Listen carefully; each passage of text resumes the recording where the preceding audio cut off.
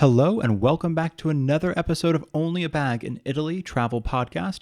I'm Nathaniel Malor. And I'm Darcy Melton. And today we're going to be picking up where we left off on Wednesday. We're actually recording these back to back. And we're going to be talking about how to plan your trip to Italy. And this is going to focus mostly on budgeting, finances, little tips and tricks like that, flights, rental cars, things in this category. We talked about hotels in the last episode because it felt a little bit more accurate to put it in the last episode rather than this one, but this one will still be jam-packed with all sorts of goodies and pieces of information to help you plan your trip. And we continue to sound slightly different than we did in all of our other previous episodes because we have new mics now. Our last episode was our first episode with these new mics and audio equipment. So if you like or dislike how we sound, let us know at onlyabag.com. Please give us your feedback. We would love it. And there you can also find lots of articles that we've written. You can bookmark those, save them for your trip when you're here, just so they're easy to find. If you enjoy the podcast, you can leave us a review on Apple Podcasts, Spotify, and wherever you listen to this podcast. And thank you all so much for listening, as always, and your continued support. Yeah, exactly. Thank you all so much for donating so that we could get these new microphones. We really do appreciate it. And as Darcy mentioned, if you do have any feedback at all, genuinely, we would love to hear it as vis-a-vis the microphones. I am very much learning sort of to put these together in terms of it's very plug and play, y'all. I am not like doing anything that's severe, but I'm like learning about gain and noise floors and things like that. Clipping, which I always pronounce peaking because it's just a different word. But the point is, I am sort of not really the audio engineer of the two of us, but I was like, I'll figure out the mics, and I did not realize what a rabbit hole that would be for some reason. I have no idea why. I have no idea. So with that being said, if you have any comments, questions, concerns about the microphones specifically, we'd love to hear it, but also anything that we've been talking about. If we are giving you any sort of like headway or not headway, or creating more complications or fewer complications for your trip, or something that you need sort of slimmed down or clarified, please let us know. We'd be more than happy to help you out. And I need to stop moving away from the microphone. I'm very I gesticulate a lot when I talk. You do. You're very and I realize I move away from the mic a lot, so I need to work on that.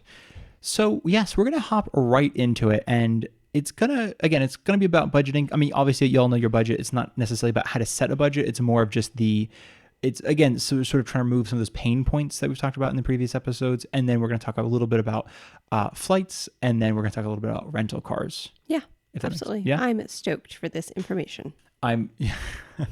Even though I'm the one giving it, I'm very excited to see what it will be. Yeah, exactly. So for first budgeting, and we'll keep kind of looping through these, if that makes sense. We'll kind of try to tie them with each other as well as previous episodes, as we have always done. But the first thing I wanted to mention with the budget is something we've actually mentioned twice already, and I keep saying, well, it's more about budget than this, but it's non-negotiables. It's something that I read about a while ago, and obviously it makes perfect sense when you're talking about the Coliseum, as we mentioned in the last episode on Wednesday, about being non-negotiable. But in a financial term, it kind of means what are some things that you are willing to spend money on, and setting an amount for that, and maybe like a wiggle amount. And I know, for example, for Italy, just to kind of give you an idea of what I'm thinking about, some people say, I have a budget for this trip. Let's say I'm going to go for a week. It's 7,000 euros. It's 1,000 euros a day, which is a pretty hefty budget. Let's be very clear. That's not, Italy's not that expensive a place. You do not need 1,000 euros a day, but let's just say that's your budget.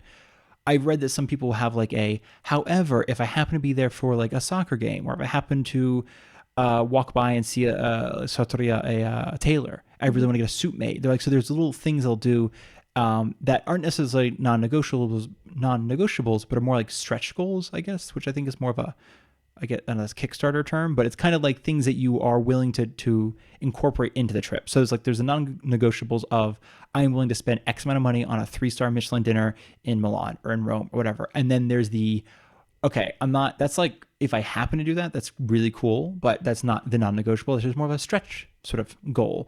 And again, that would be, for instance, like getting a suit made or something like that, or getting a shirt made or whatever it is that is something that you've always found kind of interesting. And I wanted to, I guess the reason I wanted to bring this up, and the reason it kind of even goes with planning, is sometimes it can genuinely feel like you're gonna have all the time in the world, even if it's a 5-day trip, 6-day trip. You're 6 whole days. This is gonna be so much time to do stuff. And by day 4, you'll realize that you have run out of time and there's no time left to do anything. Yes. So it can help in terms of if there are things that you would either like to, again, non-negotiate on in terms of, especially financial, restaurants or a hotel that you're just like, I want to stay at this hotel. I saw it in a movie or saw it this, or it was referenced in something or whatever it is, and you really want to stay there. Same thing with a stretch goal. It's something that you just like, it's, unlikely, but if we happen to be in Italy, I mean, for us, like you and I happen to be in Rome at the start of the Euro Cup 3 years ago. I can't remember when it was now. 2023. It was a late one. It was like postponed due to COVID. It might have been 2021 actually. Might have been for the 2020 Euro Cup, and it was postponed in 2021. Something weird, but we were there, and I just realized, like, I mean, it was. If the first game took place in Italy, it did not. It was Italy versus Turkey, and I think it took place somewhere else. I don't know where, but if that would have been an interesting thing to like do, and I think that's what some people would have done. But I think even for Italy's first game, like, when are you going to see a Euro Cup game? Like in Italy, it's like that's a great experience. So there's things like that you might not be planning on, but that might just come up. And of course, some people obviously plan on these things. I think Carmen is a good example. We saw Carmen? Yeah, the opera. Oh, the Carmen, opera, yes. At the Baths of Caracalla. I said that weird. Anyways, we were in Rome, and I didn't have any plans for my birthday, and I saw on a sign that was going to be happening, and I was like, well, that sounds wild. Let's do that. And it was something that wasn't too expensive. It was like 30 a ticket, 35 a ticket. Which at the time was kind of a lot for us, but it was enough that we could budget. That was a stretch. Yes, exactly. Goal budget. Yeah. No, and so that's the thing. It's just in terms of budgeting. It's again, we probably should not give a budgeting advice in those types of things. Just in terms of like, y'all know your budget. You know how much money. It's not so much a personal thing as it is a very individual thing. But it also, because we have friends who will spend €1,000 a day. We also have friends who are like, can I do this on $7 a day? Like, what's the possibility here? So these are just they're trying to be one size fit all. On that sort of financial note, we've talked about credit cards before. I think everyone who's ever traveled has talked about credit cards. It's something that we've talked about before, and there's two things I wanted to bring up on them. One is that, again, I want to be very clear. Y'all do you do you kind of thing, but like with credit cards, they can always be dicey. The sort of, don't get involved in a weird debt spiral thing. Obviously, this is no financial advice given. However, they can be very useful to travel with in terms of cash back, in terms of if you happen to have a bank that has a foreign transaction fee and you happen to have a credit card that doesn't. Thankfully, right now, we both use our bank is Schwab. Charles Schwab. They have no foreign transaction fee on their debit card. However, previously, I used a very tiny bank that is no longer in business. I think it was bought up by like SunTrust or something.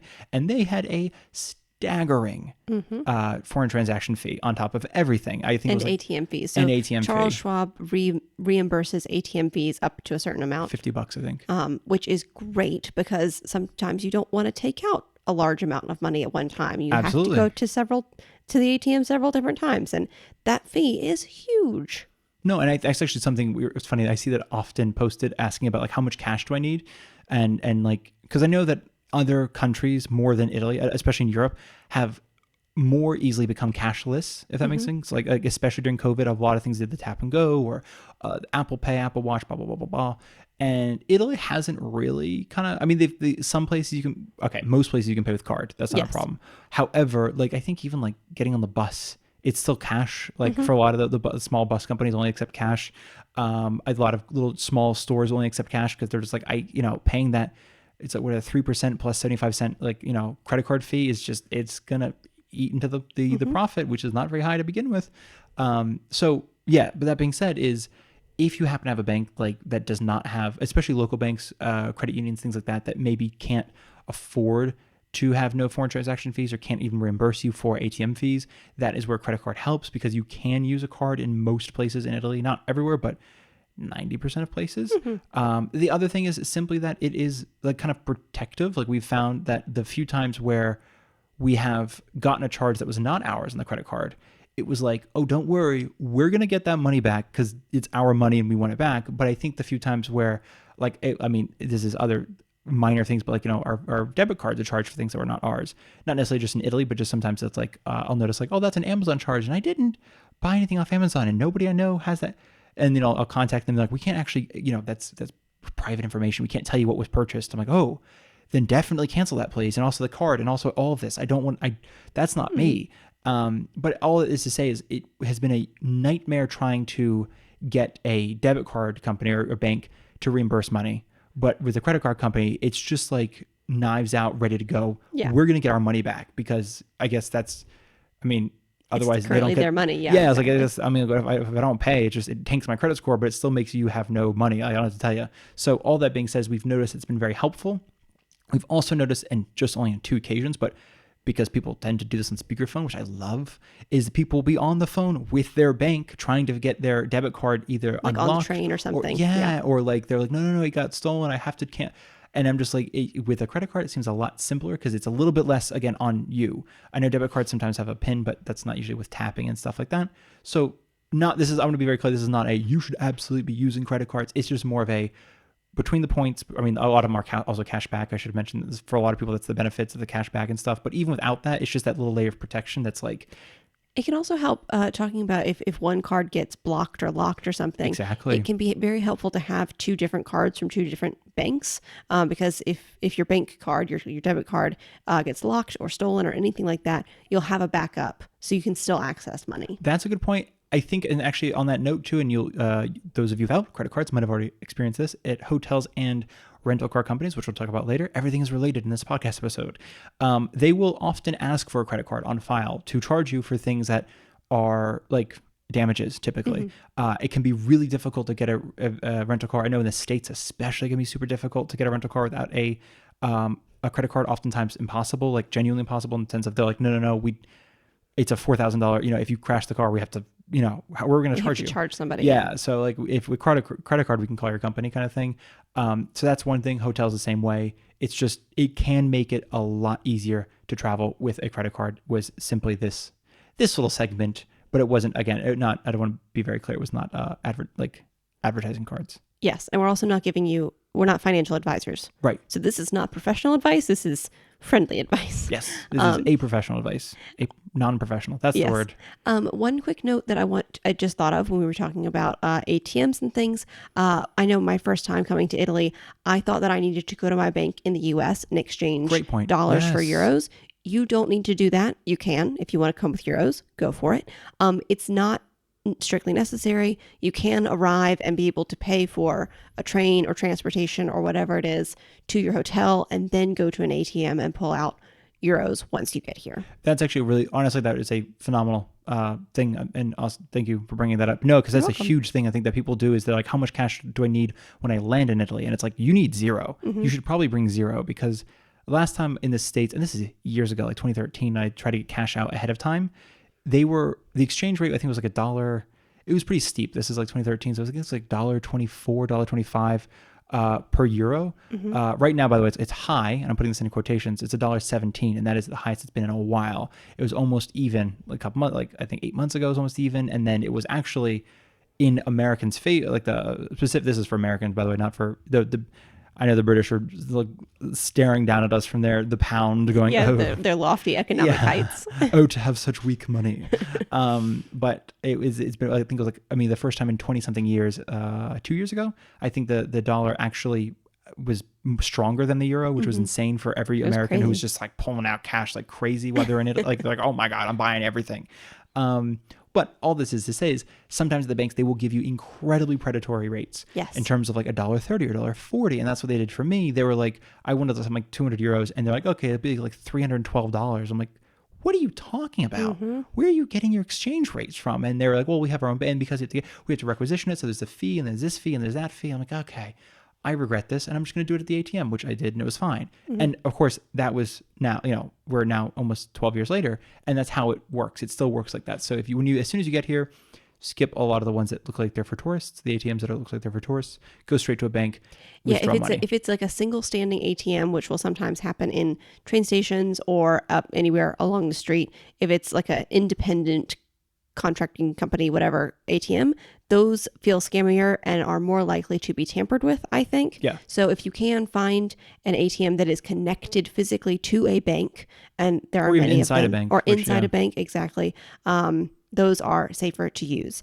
Also, don't use your bank's conversion. Like it'll have an option for use our conversion here at the ATM or use your bank cards conversion. Always click your bank's conversion. Yes, that's a good, because I think when they say use our conversion, it goes to a third party thing that does charge a bit of a fee. Your bank does not necessarily do that.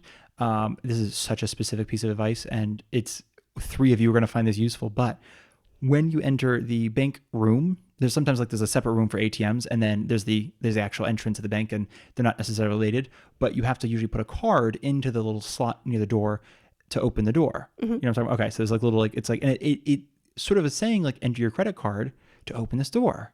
And that is not what it's saying. It's just enter anything that has this card shape. So I only say this because it's if you see that little thing, you're the door's not opening. Oh, I have to put a card in. And you're I don't want to put my card into a random door somewhere.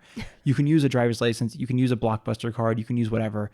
It's looking for something to click the little switch inside and open the door. It's not I always feel so, I'm what is this, a card reader? I don't want to just give away information. Exactly. Yeah. If you're walking along the street and you need to enter the room where the ATM is, there's just a door on the street, and that is the door that will ask you for, insert a card.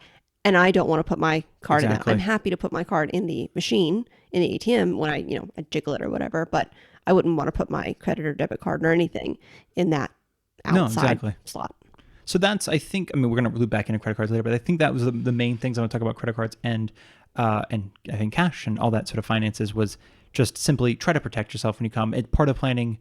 Loosely, I know it's not necessarily related to planning, but a lot of it just comes back to the idea of you don't kind of bring too much cash. Try to protect yourself in terms of financial sense, and and I think sometimes even with credit cards, again, they are good. Genuinely, a lot of the ones we've had, even though I will not defend them on a sort of conceptual level, but they've been really good. If you get overcharged by a hotel or something like that, they'll fight for you and be all right, well, you send us your thing, well, they'll send us their thing, and we'll figure this out. But more often than not, they side on our side, which I really appreciate. If there's been a thing, the only time they didn't was when we flew Wizz Air, and that was a disaster.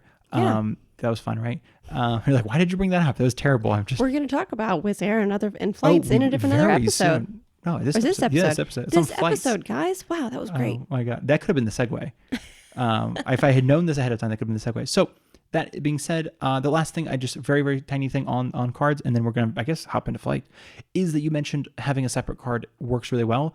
I completely forgot to mention at that point, I wanted to say that's actually incredibly important because a lot of the buses and trams and trains in Italy in general are switching over to this tap and go system. I think it's called tap and go. And essentially what they do is you tap your debit card, your credit card, whatever it is, and that is good for one ticket. Mm-hmm. It kind of changes depending on how it works. I think some cities will give you a full day ticket, and some cities will give you a single pass ticket. Mm-hmm. The ones that give you a full day ticket will refund you at the end of the day if you didn't use it.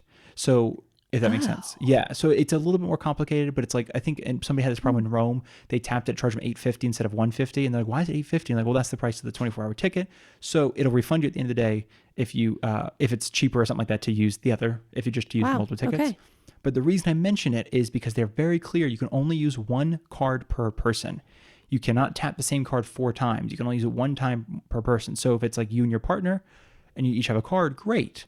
But if you each have a card through the same, if you're for instance, I think on one of your credit cards, I'm a trusted member. What is it? A trusted card? Certified something? Card holder? Yeah. Something like that.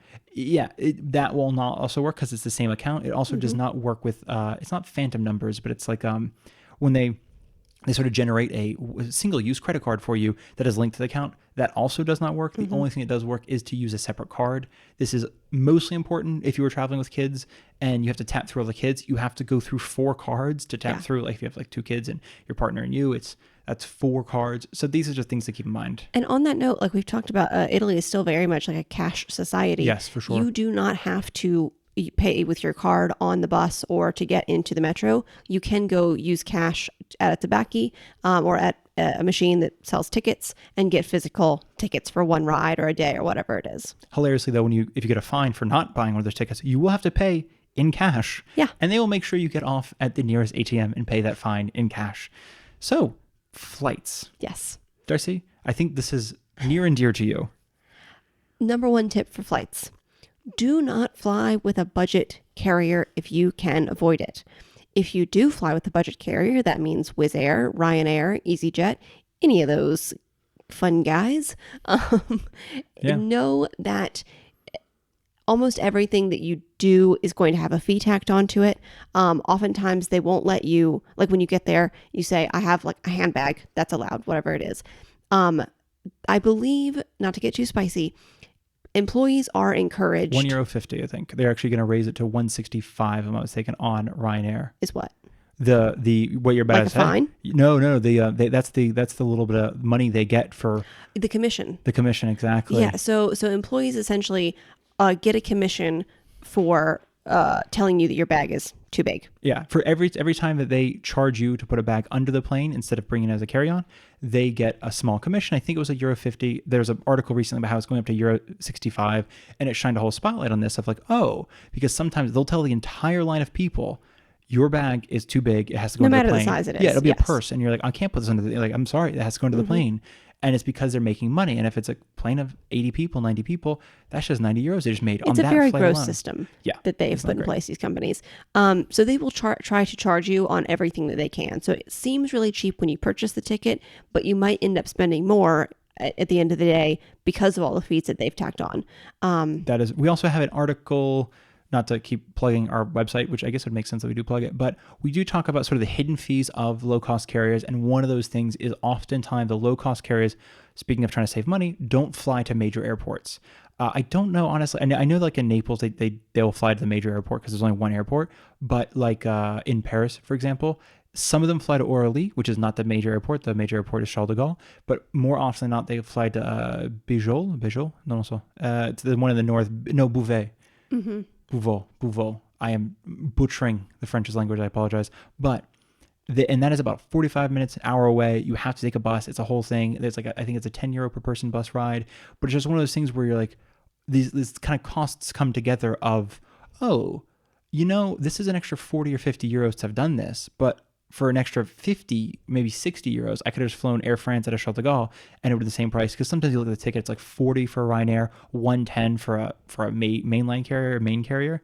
And you're like, well, that's a €60 difference. That's actually pretty decent. But then when you kind of put together, you're like, oh, it's actually all the other costs you have to incur. It's like a $20 difference maybe. So yeah, this is also near and dear. They low-cost carriers often fly at inconvenient hours. That's part of how they can make their flights inexpensive somehow. I don't understand that, but they're often at inconvenient times. So you might feel like you're getting a deal, but if you have to wake up at 3 or 4 o'clock in the morning, or fly at 2 a.m., you might not be very happy. And I think a lot of this is, again, going to planning, like something that you think your mom was, who obviously does not live in Europe. So she's like, I kind of want to go from Barcelona to Rome. What's like and I found this great, it's a great price. It's like $40. And you're like, oh, no. Is it on like EasyJet? Of course, it sounds like a no-brainer. It's just like, of course the flight would be cheap. It's not very far. They probably do a lot of flights a day. It's easy to think that, but they're just predatory companies. They're not cool. Yeah, I love that. We're so spicy on this. But I want to be also clear, like not to take the other side. There are, part of it too is hard to, like we've talked about something before in the past, and I recently talked to somebody else about this, but it's hard to be only a bag, like the original tagline is an ethical and sustainable way of traveling kind of thing. Ethical? Yeah, what did I say? Ethnical? That's not what I meant. That would not be it. But no, it's a way of like a sustainable way of traveling basically. And part of that is like, take a train, but the flight from like Rome to Florence or Rome to Venice, maybe don't. Just like that's really, we know that's bad. Like don't do that. Just spend the time. However, it is so much harder to say that when you are going from like Barcelona to Rome, because it does take a long time. And while the European Union is connected, man, I'm just dropping words today. While the European Union is connected, Spain and Italy aren't necessarily, like I don't think there's a train that goes up the coast to Marseille, down the coast to, Rome. So, which is all to say sometimes you have to fly. So there's a place for it. If it's by yourself, if you have a small bag, if it's hopefully not the person at the gate check who's being rude about it, if, all the things, if you fit in all their little perfect boxes and you're like, this is, specifically for me, and you're also small, that's the other thing. If you're over like 6'1", that is not your planes you should be on. It was a nightmare for me. Maybe you're average sized. Over 6'1" is tall. No, but they're like, I think 6 foot and below is perfect for the planes. Mm-hmm. But if you're over 6'1" is when it's sort of like you have knee. But I think for me, I'm like 6'4" give or take. And on like a Delta flight, I actually still have an inch or two of a knee room. Of course, yeah. But I physically have to have like my knees up or like to the side or something on the other ones. So it just mean like because I don't know, I want to give like a specific height for people who are like, what is average height? I'm just saying, I wouldn't call people under 6 foot small. You said if you're small, like under 6 foot. I was like, what? Yeah. If you're average. This is true. I apologize. If you're not small, but totally average, it sounds so, I don't know. That was, I'm not going to cut that out, but this is. So, yes, I would not go for any of the, like, what are they called? Not cheapo. Like low-cost carriers? Yes, yeah. I wouldn't go for a low-cost carrier. I would just be so stressed out that they were going to somehow charge me. We flew Wizz Air from North Macedonia once, and it was not a pleasant experience. Well, I think they charge you a pretty hefty fee for checking in at the airport instead of ahead of time. And we did check in ahead of time, but it was like, it had to be an hour ahead of time. And I think it was literally 59 minutes ahead of time. But it turns out that we checked in. It was one of those things it ended up being an hour and 5 minutes early is actually when we checked in. Not even because the plane was delayed. It's just they had a different time. They basically closed it early. Mm-hmm. And so we're arguing that they closed it early by like 6 minutes, clearly. Because I screenshotted the phone and everything. I was like, no, the flight leaves at like 7:05. It was something like 5:59 when I checked in because I was trying to do it an hour beforehand. And they were like, no, it closed. It's already closed. You can't do it. So we had this whole argument of this, because I think it was like 50 euros a person, 55 euros a person to check in at the counter, which is hefty when the flight itself wasn't 55 euros. So it was kind of just, it was. And also when that's a very normal thing to do at an airport is check in. At the airport. Yeah. Yes. So they're just charging you for something that you should be able to do. It was, which is all to say, maybe potentially if you are planning your trip and you're thinking like, how do I do this on a budget, do this cheaply? Avoiding the flights around the low-cost carriers could be a good way to avoid it. Moving to rental cars very briefly. Yeah. Just unless we have, we can just trash these I don't low-cost need to carriers anymore. The rental cars, we've talked about rental cars, I think pretty in depth already once before. I just I think we want to plan out the fact that specifically in a planning set of mind is sometimes I think people say we're going to get there, we're going to rent a car, we're going to have it for 4 days and we're going to go see XYZ. It was just more of I would also encourage you to first check public transportation options if you're going to a place with public transportation. For example, it is popular to rent a car and drive around Florence. However, if your plan is not to like see the countryside or not to, and I sound like I'm saying this sarcastically, I'm being serious. If your plan is to not see the countryside or not necessarily sort of get out occasionally or have a picnic or do something like that, if you're like, we're just going to go to Siena, we're just going to go to San Gimignano, we're just going to go to these other towns, I would highly recommend looking at the public transportation options for a variety of reasons. Part of it is simply driving rules. It's kind of a pain to learn. I am currently learning how to get my license right now, and there are a lot of rules that I did not know coming from the States. So I'm learning them all right now. Parking can also be a nightmare sometimes. Parking is definitely a nightmare all the time, for sure. Because sometimes there is available parking, but there are different kinds of parking, like free public parking or 1 hour and 30-minute parking and different ways of paying for parking. Yeah. And so you can easily get a ticket without realizing that you parked in the wrong spot. And that is a big point too. You do have to pay those tickets, by the way. They will send them to the rental car company who will pass on to you, sometimes with a fun little fee attached to it because they had to process it or whatever it is. So with that said, so rental cars, again, can have a bit of an unintended effect. There are some places, we've talked about this before, we're in the Cilento, which is a region in the south, where we've actually recommended that you rent a car because public transportation is not great. And there's a lot to see that is not necessarily on a public transit route. Well, it is, but it's like once a day. So it's like if you missed the bus there and or back, you're kind of just out of luck. So it's like, and rental car does give you a lot of freedom of movement. It's just more about learning where it is. And then again, it's the same thing about like considering that stress. Do you want the stress of parking, changing sides of the street for street sweepers, the whole 9 yards that comes with parking in a city? Mm-hmm. If you dealing with ZTLs, which we've talked about before, the limited traffic zones, exactly, which seem to pop up out of nowhere, and you'll get a ticket for driving through them at the wrong time of day or driving through it all. Exactly. So those are some things that we wanted to touch on. Specific again when it comes to planning is that we do obviously encourage public transportation always because, again, sustainable travel, ethical and sustainable travel in Italy.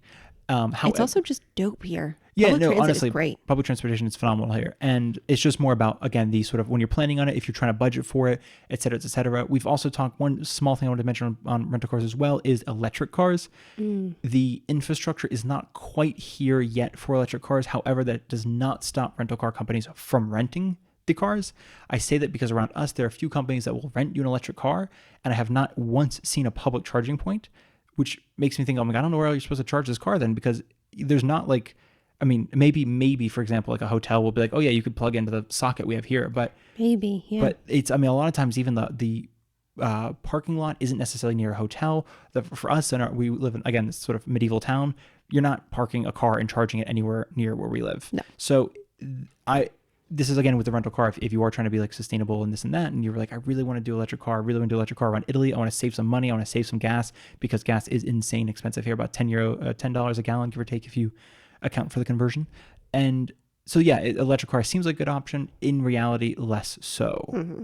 And I think that was it for rental cars. Yeah, that was great. And I think we covered everything that we wanted to in this episode. Yeah, I hope we didn't talk too quickly, by the way. We're trying to keep these at 30 minutes and tight, compacted, rather than veering off course and talking about other random bits and bobs. So yes, if we do talk too quickly for you, do let us know. You can contact us at onlybag.com. That is something that we want to bring you as much information as we can, but we don't want it to be audible, because this is an audio medium. So if we talk too fast, please let us know. There are no subtitles for this. We are those millennials who listen to every TV show and movie with subtitles, because it really does add to the movie or show. Yeah, There's a big argument about like, I hated subtitles as a kid. I was like, can we please turn these things off? But now as an adult, I'm like, oh, I don't know what they're saying. So it's really nice.